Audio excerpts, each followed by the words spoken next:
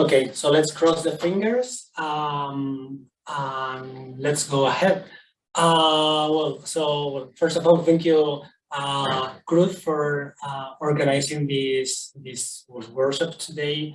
I think that sometimes it's very nice to have the floor for explaining the results that we are doing on the project, and of course, thanks a lot to Climate Alliance for setting up the technical things for making this making it possible. And Carlos, I agree with Chris. Your presentation was fantastic. So starting to be jealous. So let's see whether I might perform at least as you. So Carlos, in the previous presentation, have spoken about a lot about the data and objective data that has been obtained by smart meters, and by using some machine learning techniques, we can compute, as we have seen, what are the kind of the typical consumers that we might have in Europe. So in my presentation, we will still be speaking about personas or archetypes of people or families of households. But instead of focusing on how the people consume, on my presentation, I will lend to the how the people might take decisions for making an investment on equipment, for instance, for the household, for the dwellings that maybe go in favor for the energy transition. So, for instance, energy appliances, for instance, insulation, for instance, electric cars or PV panels. Okay, so my presentation will go more for this, will be oriented to this objective. Okay, so let's see if that works. Yep. So some introduction for the Y project and for the presentation. So when we speak about the energy transition, this is a common understanding that the households are the more relevant actor on the energy transition. So everything is related to the household, the tenants, and the owners of the different dwellings in Europe. And usually when we approach the tenants or the owners, the literature and the current state of the art tell us that usually when people should take decisions, they are not usually very rational. So there are very much of factors that are hidden for the economics. So the resource man and the homo economicus man, who is every time looking at the data and looking at the money for taking rational decisions, it is not the way to go. So we have to change the lenses by looking at the households and not use the traditional models, which usually are not the ones that will be usable for the energy transitions. So as I said, now in the future years, we are going to see many decisions that has to be taken, and in order to predict how the people will react, we need a different way of looking at the problem. So for doing that and doing predictions, when we say the word prediction or forecast, usually traditional artificial intelligence models or machine learning models or probabilistic models have achieved very good results on modeling the behavior and then forecasting the future outcome. But when it comes to include, for instance, an interventions, and when I will tell the word interventions, that means that something which was unexpected happened, and this is not predictable at all. For example, the COVID lockdown that we have some years ago, or the new taxation from the government, or a new policy that will be in place. So this is this is an intervention that has occurred, and the traditional AI models are not very good for making good predictions when these occurrences or events happen. Therefore, in the project, we are more oriented for causal modeling as an alternative AI model. Still, there are probabilistic model is still very close to artificial intelligence model, but has some information and some data which make it more robust when we compare it with the traditional A methods. Overall, because there is not data-driven at all, but it uses expert knowledge. So qualitative data is very relevant for creating the causes and consequences for the different events that we may have. Something which is very good for the causal models is that they are falsifiable and also identifiable, and we can create counterfactuals. So what would happen if something had put in place or not? So we can not only predict the future, but we can also try to understand different kinds of futures depending on different facts that may have happened, okay? I'm gonna explain this with an example. For instance, this is something that it is actually a causal model. So the most common weather conditions are higher or lower temperatures, the probability to have rains or not, the probability to have wind, snow, and so forth. And those weather conditions really impact, for instance, on many different things, but for instance, may impact on the uptake of the public transport with regards to the private transports, as well as the use of bicycles, scooters, or going by walk. Okay, so as we can see in the graph, there are some probabilities which we can give to the different arrows, and that might be something that can be compare compute with use traditional AI models. But the question is, what if free tickets for bus is offered during a month? How do the probabilities will change? So this is something which is impossible to be computed by a traditional AI model, and this is why the causal models might be a different approach and a better one maybe for the purpose that we are doing here, which is understanding why the people do investment decisions, why are the most relevant determinants that push the people to create an investment or make an investment, and what are the things that may influence the behavior change or the decision taking for the different tenants or owners. Okay, so this is then the objective of the tax. So in the talk, I will explain the methodology that we have followed for understanding what are those factors that affect the most the decisions of the different peoples. We will characterize the different tenants and the different owners, as Carlos has explained before, but by using, in our case, expert knowledge and not objective knowledge, and how this impacts to the policy making. And if I have some time, I might review the next steps that we have to do. If not, we can also discuss that in the panel after my presentation. So let me then first present the overall research methodology for doing that. So as you can see, there is a big picture, and maybe you are not able to look at the different stages, but I will go through them during my presentation. It is divided in 4 different stages. So let's start with the first one. Okay, so the first thing that we started to do, or the first thing that we came up with was to try to understand what are actually the relevant aspects of the energy transition with which we wanted to work. So as you may know, the energy transition have different ways to be tackled or to be ideally achieved. But in our case, we only focus on 4 of them, okay? So for each of the different aspects of the energy transitions, we need to put together experts to discuss with them the factors that affect the decision making on those specific verticals. And for that, we prepare an online methodology to extract the expert knowledge. It was online because it was during the COVID or at the end of the COVID, so still physical interactions were not the preferable ones.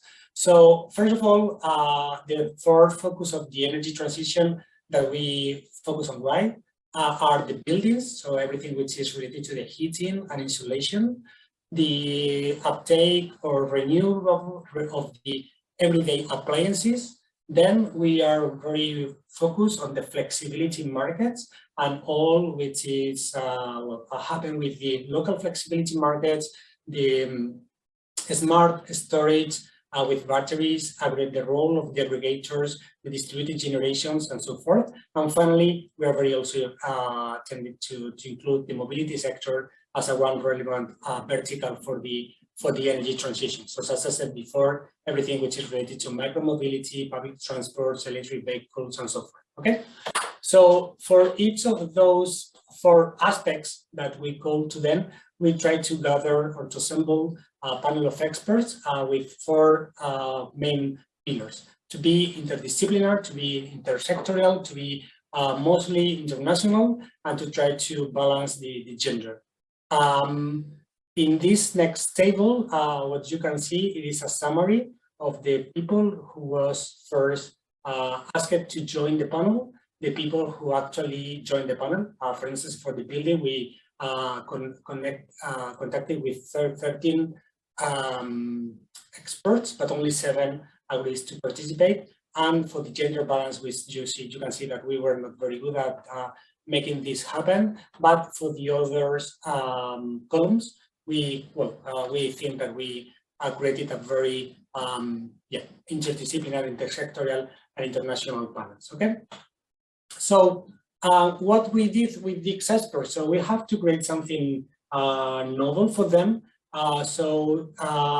We draw on the literature on design fiction, actually, which is not usually the way that the research it is. Well, this is not a very typical methodology, but we thought that the thinking on the potential futures that we may have for the 2030, 2040, and 2050, that may be a very well idea for making the experts think on what might be the current baseline in which we are to 2021, 2022, and what are the different scenarios that they may envisage from the next years. And for that, we provided to them a minimum, a probable, and plausible, and ideal scenario that for the different aspects from the energy transition that may happen. Okay, so just for understanding what is this idea of the speculative scenarios. So it is a way for the experts to think, as I said, in the future,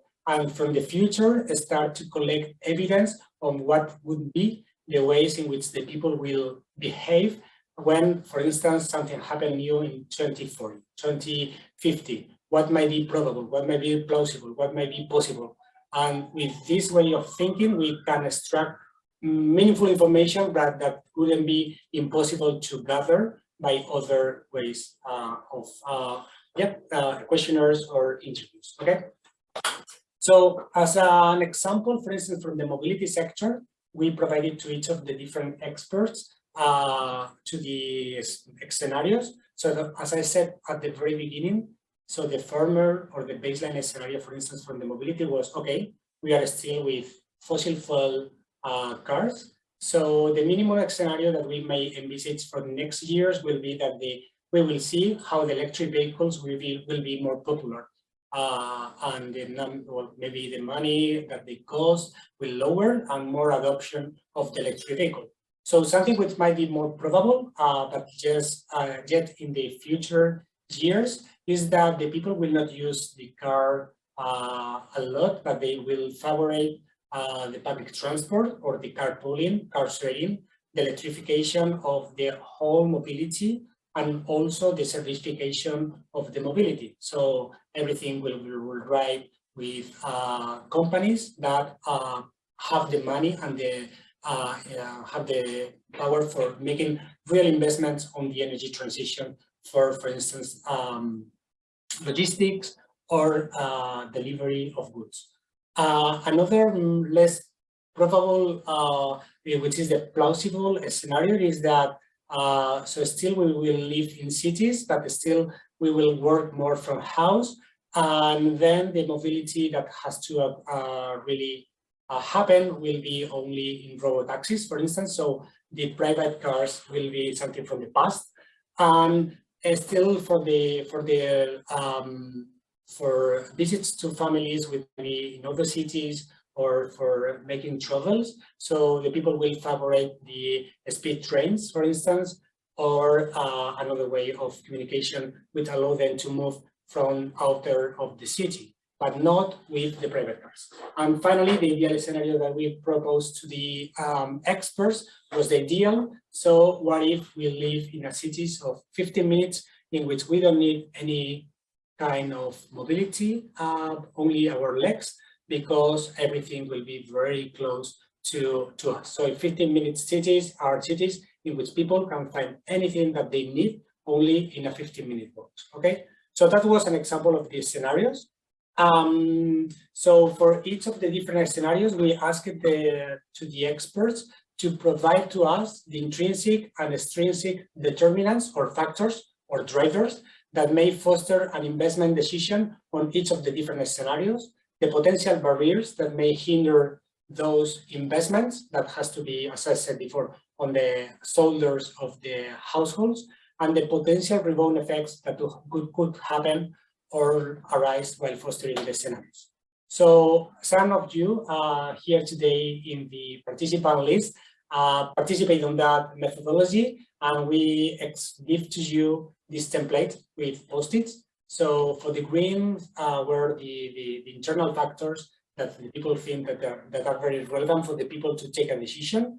The other ones from the externals in blue, and also in pink, the barriers and the rebound effects in orange, okay? So we gave a hint for the participants, and we tried to explain to them that maybe a theory that may help to them to understand what we would like to say by a determinants are, for example, like the environmental, behavioral, cognitive factors that may affect a decision. So for instance, cognitive is if I have the knowledge, I can do a decision. If I have an environmental factor which is very relevant for me, for instance, the influence from others, I might take a decision. And the behavioral factors is if I have the skills, the practice, and I have the power for doing my own choices, this is things that can be determine my future behavior, okay? So by doing that, finally we obtained the results from different 30 experts, gathering more than 1,000 determinants, more 1,000 factors. So they were very good at providing determinants for each of the different aspects and each of the different scenarios, okay? So then we passed to the second stage, which was maybe the more tough to do.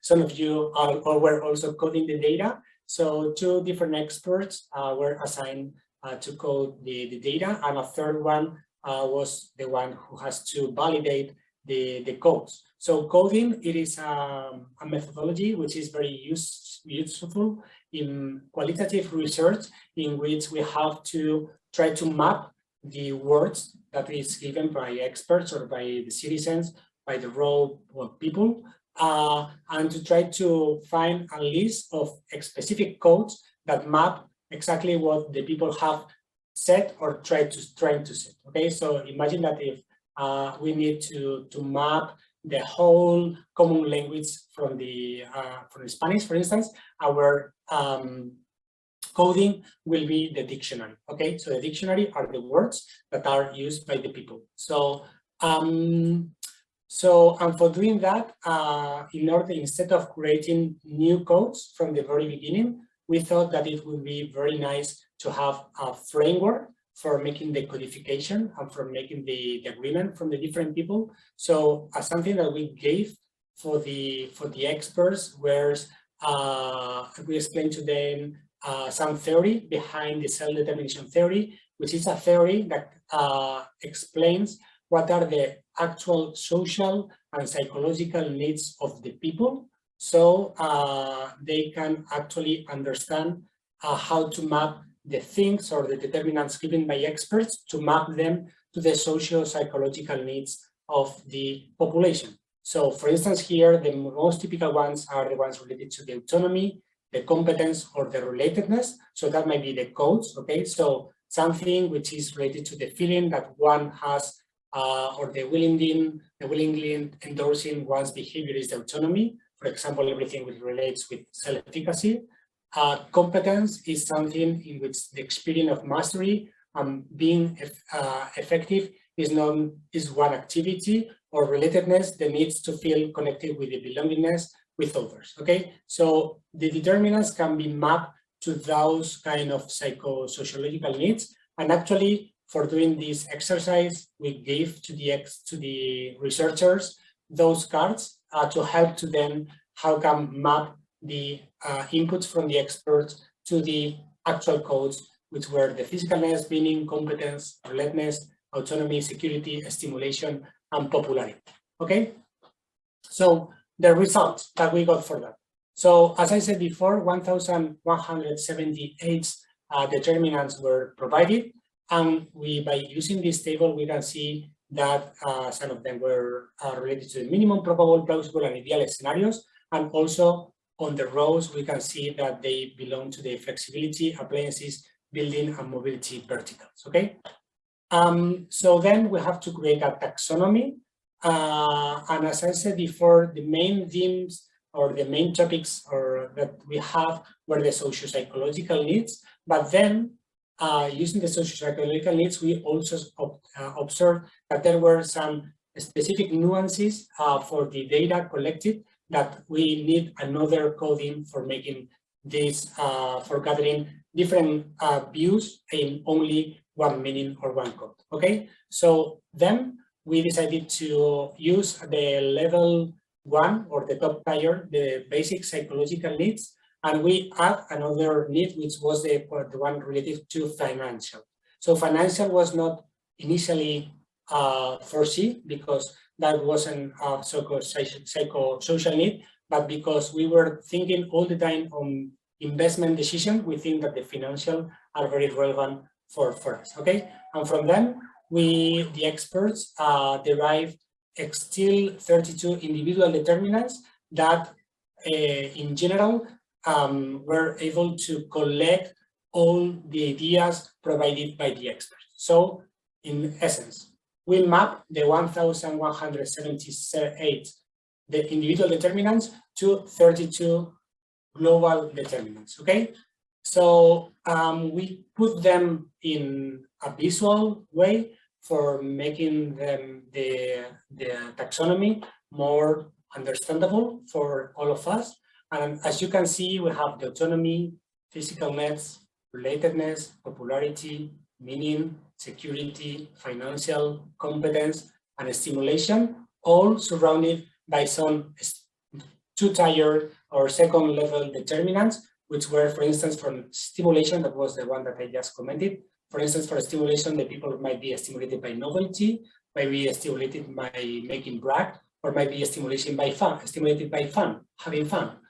For example, for the relatedness, people might use the word relatedness when they need support from others, when they need the agreement with others, when they have to follow the rights and duties, when they would like to socialize, and when they have the peer pressure. Okay, so as you can see, those concepts are related to each other, and in some cases there were contexts or determinants which were only related to one theme or one main socio-psychological need, but others, for instance, the role model can be served from popularity and relatedness. So the way in which we represented this information in a visual way was in that way. Okay, so in going back now for the numbers, something that was a very important result for us was to understand what are the main top tier components or factors that affect the decision making of the people by the different vertical or the different aspect of the energy transition. So as we can see here, from the flexibility, for instance, having the competence is much more important than financial or much more important than the relatedness concept. So the same applies for appliances and the same applies for mobilities, for building, more or less. So we can see flexibility and appliances, the way that the people will think will be very similar. However, in the mobility will be the same, but by order in a different way. The ordering, as you can see, is red is the first or the top one. the yellow is the second layer, the third green is the third one, okay? The one which is maybe a little bit different, it is the one related to mobility, in which, for instance, the relatedness doesn't appear as a very fundamental factor, but it appears the security. And this is very relevant because security is something very relevant to the mobility. So actually, the results were forcible. So we think that the results were very in line what we might see, but with some nuances and some specificities among them.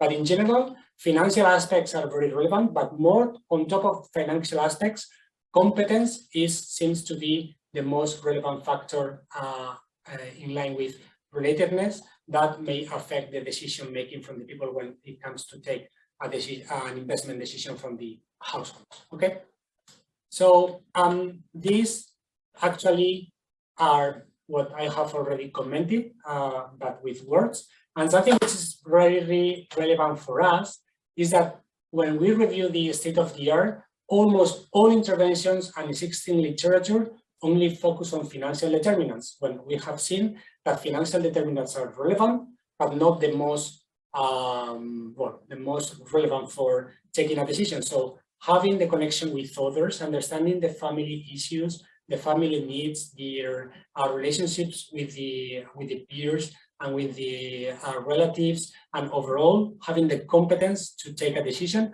are determinants which are much more important than the financial ones. Okay.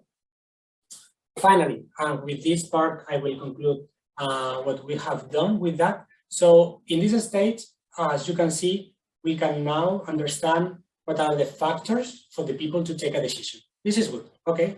But now, as Carlos was explaining before, we need to understand what are the archetypical people or the personas which are on the houses. So maybe by understanding who are living on the houses and what are the main characteristics of them, we can understand better how can these specific people take decisions, okay?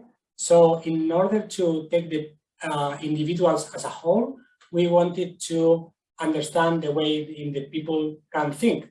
And when we have to take a decision, this is not usually I take it or I don't take it. Usually when we take a decision on overall, when it is a financial related decision with money in the in-between, we are more people who are transitioning or working through different stages. For instance, we might don't have any idea of the energy transition, but one day one colleague come to us and explain to us why it is important to look after the planet. And so we might start to contemplate to do some actions in favor of the planet. Then when we have collected some evidence, we might be in a state for being prepared to take the action. So putting everything that it is needed for doing actually the action, then we will do the investment, and then we have to maintain our behavior or our investments or our maintenance of the equipment or whatever in order to still keeping with the goal that we have 1 year ago, that was to lower the carbon emissions that we are doing. Okay, so maybe this experience that I presented here in the slide it is more the way in which we can think as human beings. So we thought that maybe one idea might be to, okay, let's map the determinants to the different stages so we can understand which are the determinants which are more relevant for each of the different stages.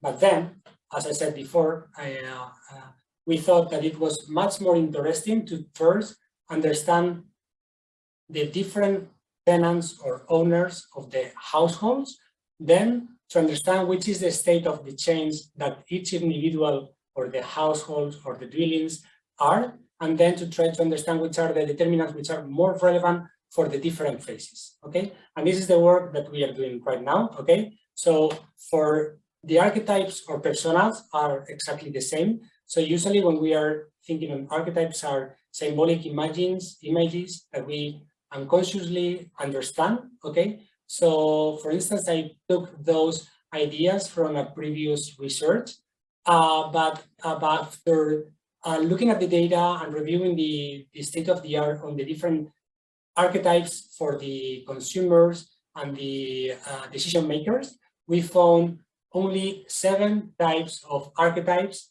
that will be impactful from the white product. And for that, we have the early adopters, the people who are not interested on the energy transition, the people who are actually always rational, the homo economicus, as I said at the beginning of my presentation, the ones which are fear from the energy, from the future that we may have for the climate change, the influencers, the stubborn, and the careful. Okay, so that were the archetypes that we found. So what we did was to, using the glossary by each of the different archetypes, we order the different determinants by the different phases of the behavior change changes that I have explained before, and we put the most impactful determinants on top of the different stages. So for instance, for the early adopters, that are the people who wants to be always fresh with the technology and are usually like kind of posers for the peers that they have. So those people have the knowledge. They will jump into the pre-contemplation stage if there is a new trend or a novelty that might issue in the market. They will transition to the contemplation stage if they feel that they have the pressure for the peers, or if they can have fun by taking this new adoption of technology or the or assets, and they will only go for the preparation and the action stage if they can actually brag the others to propose to them that they can be an authority on the subjects of the energy transition, or they only want just to be posers, okay? And finally, the credit scores and the money, it is the access to finance or budgets. It is the only thing that they can make decisions on the final energy transition. So we did that for all the 7 archetypes, and we have ordered the determinants, as you can see now, more closer to the causal diagrams that I explained at the very beginning of my presentation. So now we can actually help to create causal models by using those archetypes of people. So what are the probabilities that we can give for the different determinants to actually fulfill the goal, which is, for instance, acquiring PV panels or sell the current car, fossil fuel car that we have, and invest on an electric vehicle. Okay, so open questions at this stage, and I will finish my presentation here because we are just on time. So at this stage that we have done all this work, so we have some questions that may serve for discussing in the next 30 minutes.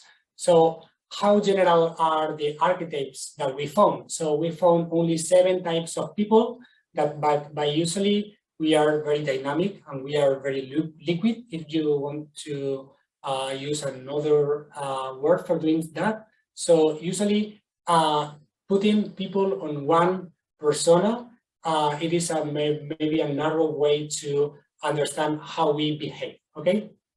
This is one thing. Another thing is how do we measure the importance of each determinant in the causal diagram, and how to go from the causal diagram that I have explained before to actually a causal model. So we need to collect data. This is something that we are doing, and we can comment on that during the discussion. Then, how do we map a person to an archetype, or how do we map a family to an archetype? So something that we are doing as well is to try to map socio-demographic information or psychological information to the archetypes, but the information needs to be available, and it is not always the case. So maybe understanding the households, it is good, but usually we don't have the full data. So maybe this is maybe the link with the Carlos presentation. We have to see whether we can map the objective data gathered from the smart meters to create these personas and the archetype.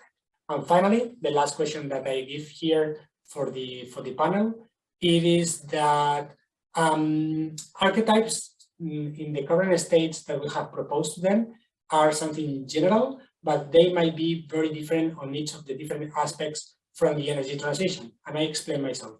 So we might be, for example, an early adopter for an electric mobility vehicles or mobility sector, but I might be, for instance, an influencer from the appliances sector. So we have also to understand whether the archetypes are general or whether they are more specific for the different aspects from the energy transition. Okay, so with this, I finished my presentation, I think just on time, 32 minutes. I thank you very much for your attention, and I'm super open for questions. Thank you, Diego. In fact, you are 15 minutes early, so we have some time. I'm sorry. So we have some time. Okay. Okay. So I don't know if you wanted to present the last slide or if we open the floor to any question. I think that it's better if you finish the presentation.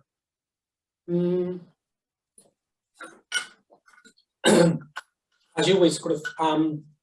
So actually, the work what I have presented so far are the real work that we have done so far, and the slides that I have skipped are the next steps that we have, as Carlos also presented before.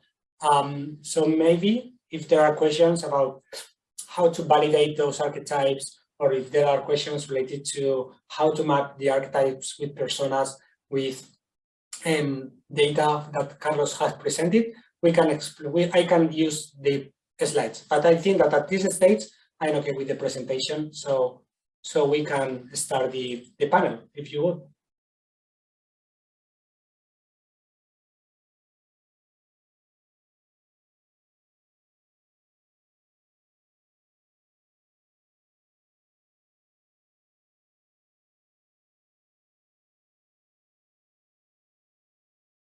Sorry, I was muted. Things seems like I don't have the video also. Prodita, yes, the presentation are going to be shared, and also the videos are going to be shared in the web page. The web page is here. I'm going to put here, and we're also going to send you an email later on with all this information when everything is on the website. So, any more questions at the moment? If not, well, as always, I have a question, Cruz. Go. Go. Yeah, unlike the previous presentation by Carlos, this one is mostly new for me, so there's a lot of there to digest, I'm afraid, Diego. So I would need to go into these things with a bit more time. I captured everything quite well up until where we get to the over 1,000 different determinants. But then when you go to the coding, there I started, let's say, losing the plot a little bit. What you did is with a few people, you tried to map the different determinants to a number of, what did you call them, aspects, or the 32 individual global determinants. Is that correct? Actually, as I said, so 30 experts provide determinants. So each of them provided the determinants by using their own words. Okay, so we have to actually to see whether we can reduce the number of occurrences, because maybe several of them might be very close to each other. Okay, so we can create clusters if you want, to use the same terminology as Carlos. So we need to create clusters. So we put the information all together, trying to find the determinants which were very related to each other. And the idea of the coding phase, it is actually to find a word or a couple of words that can actually take all the information from the other determinants by only making this small summary in 2 or 3 words. This is an unitary code. So maybe, for instance, when I say social proof or peer pressure, there might be different ideas from experts related with peer pressure. So your peers tell to you, your families tell to you go for the work, and you need, and the colleagues have already installed a PV panel. So those things are related to peer pressure. Okay, so this is one code, which is, so that was the reason why we started to first put the things in common, then to try to create a common glossary with all the colleagues that were doing the coding phase. Okay, so creating the glossary was a very difficult endeavor, because actually from the people who code the answers, we have different understandings. So for creating an agreement on the glossary, that was quite difficult, but then we came up with these 32 words glossary, which are the final determinants that resume or make the summary of the 1,200 determinants which were provided by the experts. Yeah. So this, yeah. the dimensionality reduction approach by using expert knowledge instead of PCA, or as Carlos has presented before. Mm-hmm. Okay.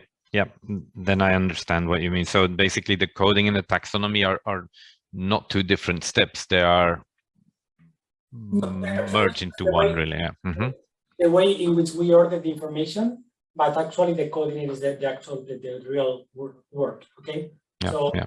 having the codes, it is a way of having this information, and for that I presented the table, but then we put them in a visual way for making also the relationships that we may have for the different determinants. Okay. Yeah. Mm-hmm. And one maybe minor thing, when you said in mobility, that was the one that had different 3 priority aspects, and you mentioned security. I assume what you mean is safety. Yeah. Yeah. Actually, so the word, we use, as I said before, a framework that it is validated by the community, which is calling from the self-determination theory, and they call to it security. Okay, so that was the wording that we were used for that. But if we go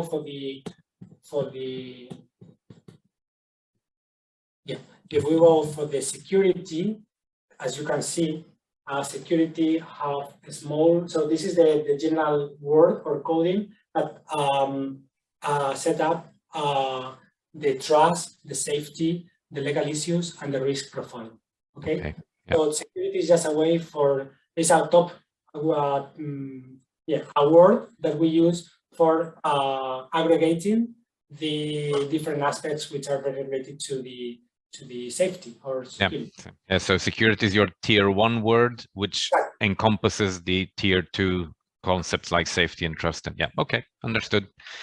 Okay, thanks. You're welcome. Andre? Yeah, thank you very much for this great presentation, Diego. As Chris mentioned, I also see the full or aggregated results for the first time, and there is a lot of input and content to digest. But I have one specific question about the scope, the overall scope of the investigation, because you mentioned that so far the literature dealt only with the financial determinants or financial interventions that would lead to sustainable action. And my question is whether it relates only to the investment, so spending money into appliances or solutions that could reduce greenhouse gases emissions, foster energy transition, and so on and so forth, or whether it relates to the overall behavior, because some of these determinants like competence, popularity, or security might not be related only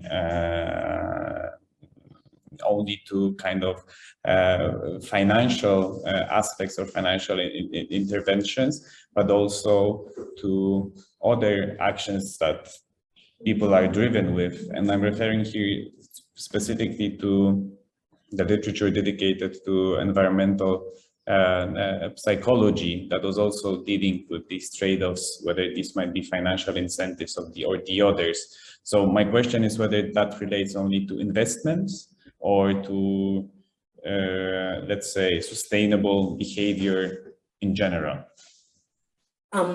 Yeah, so actually those the numbers that I'm presenting here in the table are the aggregative of the the scenarios that we have presented. So the minimum, the probable, the plausible, and the ideal. So as you can imagine, for the different scenarios, different decisions has to be made. For instance, the minimum one for the appliances was very related to the behavior change or to the sufficiency. So how can I lower my consumption by only doing small actions towards the planets? Okay, so towards the to reduce my carbon emissions. But then in other scenarios, that in place also investments on money for acquiring, for instance, A+ appliances. So in these numbers, so as I said, so this is a mix of all the scenarios. So here there are behavior actions and also financial actions. And maybe for the, and also something which is very relevant also for explaining, it is that you can understand that those 4 aspects of the energy transition, the money that we have to invest on them are very different. For instance, on appliances, the money that we have to invest on the best cook, for instance, or the best washing machine, A+ with all the levels of efficiency is maybe 1,000 euros. But doing the same for the mobility, or doing the same for the insulation of the building, or doing the same for the flexibility are completely different numbers. Okay, so the and this is why, for instance, we think that for the appliances the financial was relevant but was not top. So the number of people who rated the appliances to be like the 30%. Okay, so maybe this is more important if the people have the knowledge and the people know what to do. And this is something that we have seen here, for example, in Spain with the change of tariff. We have seen that the people, by having the knowledge about what to do, instead of getting crazy to buy new autonomous or automatic equipment, they decided to take small decisions by changing some routines. Okay, that was the cheapest way, but the effective way for doing that. And for assessing this scenario, the competence was the most relevant factor. So actually, what we obtained from the experts was very relevant, because the financial is not the main cornerstone from the investment decisions. It might be the case for the building, because in the building, and here I'm not the expert, but maybe Cruz and others can draw on that. So the building, it is not only something that it is only for you. So the investment decision on the building, it is well, very expensive.